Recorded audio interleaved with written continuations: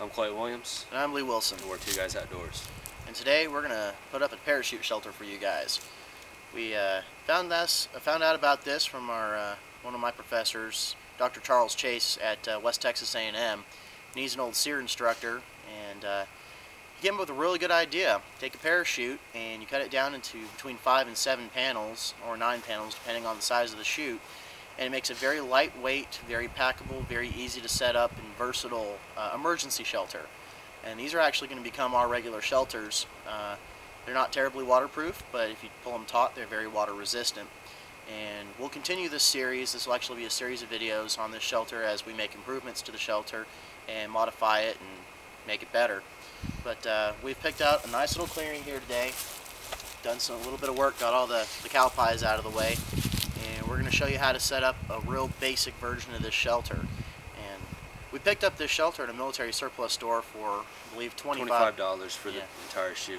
And we were able to cut it down into 4 or 5 panel sections, actually 6 panel sections, but there was a mesh panel in there, and we cut that out, and we'll do some work with that later. But you know, overall investment after tax and everything, between 4 of us, it costs around $7 a shelter, and you really can't beat that. And you know, you can use them completely and totally up, and when it's dead, it's $7 instead of, you know, $60 or $70, you know, tent or whatever. Tarp shelter. So we're going to get to it, and we'll show you guys how it works. Right? One additional thing I'd like to add in: to cut the parachute is actually very labor intensive. Yeah. It's not hard, but it takes a little while, so be prepared to spend a little bit of time doing this. Yeah, but it's time well spent. Alright, so what we have here is I have a nice little short length paracord, and I actually need to get more paracord because I'm running out. But short length, and we have 2 tent poles here. And these are just Swiss gear hiking sticks, and they're collapsible. They have a shock buffer in them. Great for, you know, being your third leg when you need it. But they also make great shelter poles. So what I do is I lay the sticks out completely extended, end to end, and then I move them up, and that's going to give me my brace right here for my shelter. So kind of let these rest a little bit. Basically right here, all I'm going to do is tie a quick bowline knot. That gives me a bite. Take this, I'm going to lash these 2 together around themselves. And this is not really a hard process at all. You just run your loop through, and you've got your basic lash back around itself several times. These handles actually make it really easy to lash this, and you do several loops around and then through the center.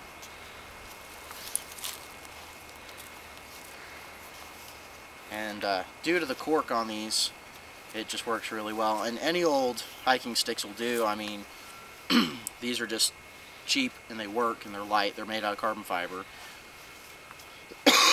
Got them at Sam's Club for $30. Can't beat that. So once you have these lashed, this is the basic, you know, premise of your frame. This is where everything's going to be built off of. And I'll just tie it off snugly here. And that's step 1.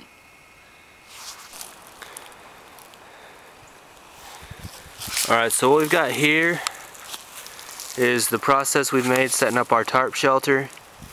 We've probably taken about 20 minutes here to do all this. Give you kind of a little tour of the place. All these bites you see like this, all that is it's a stick or a rock or shell casing, whatever you got handy. It's pretty small. And just put it on one side of the fabric, pull it tight around it, and just tie a knot around it, and like that.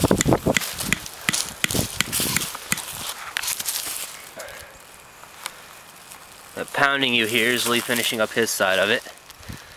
Slow poke.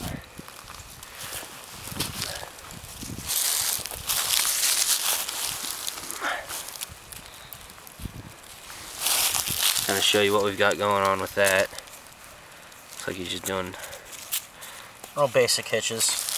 Your basic half hitches. Right there, your little slip noose is what he's doing on that. Right there. But what we will eventually do is we're gonna have a paracord stitched into this seam right here, so that we can just, you know, drive a stake and pull it tight.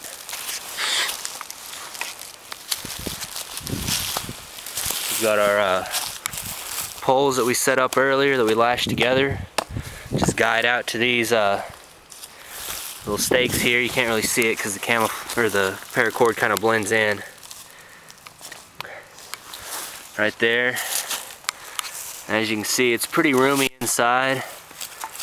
I'll get Lee in here in a minute. He's about 6 foot tall, and you'll be able to see how much room we've got in there. So yeah, we'll be back with y'all here in a minute. Alright, so here's the shelter pretty much put together. As you can see, you know, I can sit comfortably upright in it. We actually have, using the other 2 panels of the chute, a little bit of a ground cloth that doesn't extend all the way out, but it gives you enough for a good sleeping area. And you know, I'm 6 feet tall, and you know, I could comfortably lay down in here, have a real nice shelter. My feet barely hit that down there. Scoot up a little bit, and you know, I've got plenty of room. So this works pretty well. Plenty of space for your packs. You can put your pack on either side of you there.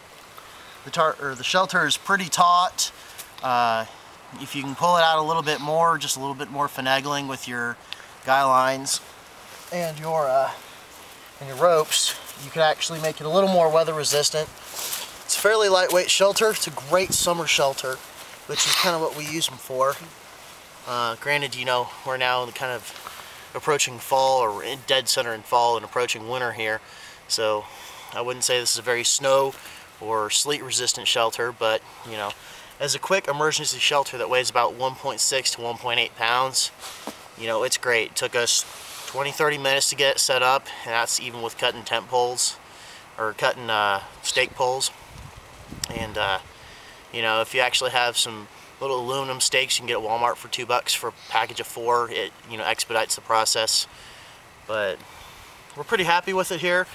Got, you know, these set up, they're fairly rigid, and you know, it's nothing fancy, it's nothing great. You can tell we need to hem all this stuff up here, keep it from fraying, but for $7 we couldn't be happier with it.